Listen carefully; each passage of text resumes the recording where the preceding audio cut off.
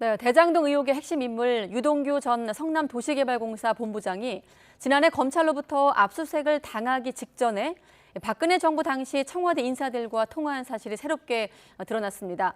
곽상도 전 의원 등과 함께 이른바 50억 클럽 인사로 지목이 된 최재경 전 민정수석 그리고 박관천 전 행정관입니다. 당사자들은 모두 관련성을 부인했습니다.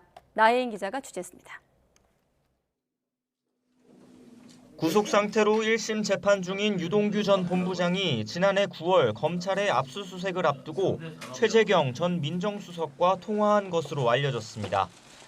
압수수색 당시 유 전 본부장이 오피스텔 창밖으로 던졌던 휴대전화에서 관련 기록이 발견된 건데 박관천 전 행정관의 이름도 포착됐습니다.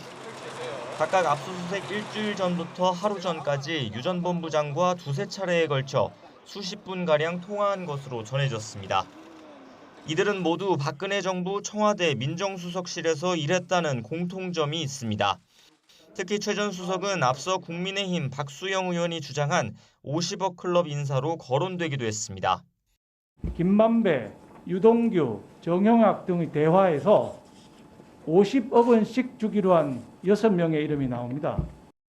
당시 법적 대응까지 시사하며 강하게 의혹을 부인했던 최 전 수석은 YTN과 통화에서 유 전 본부장과 통화한 기억은 없지만 만약 했다면 통상 변호사로서 하는 법률 상담 정도였을 거라고 말했습니다. 개인적으로 아는 사이도 아니고 변호사가 수사받는 사람 전화 받는 건 부지기수라며 관련성을 일축했습니다.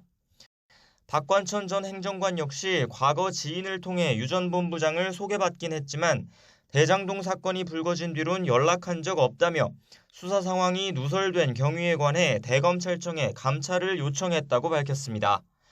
앞서 경찰에서 휴대전화 포렌식 결과를 넘겨받은 검찰 전담수사팀도 해당 통화 기록을 확인하긴 했지만 아직 두 사람을 조사하거나 출석하라고 통보하진 않은 것으로 파악됐습니다.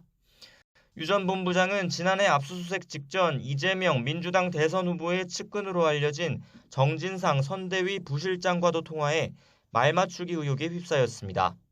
정 부실장은 이 후보와 함께 황무성 성남도시개발공사 초대 사장의 사퇴를 종용했다는 의혹으로 고발돼 검찰과 조사 일정을 조율하고 있습니다.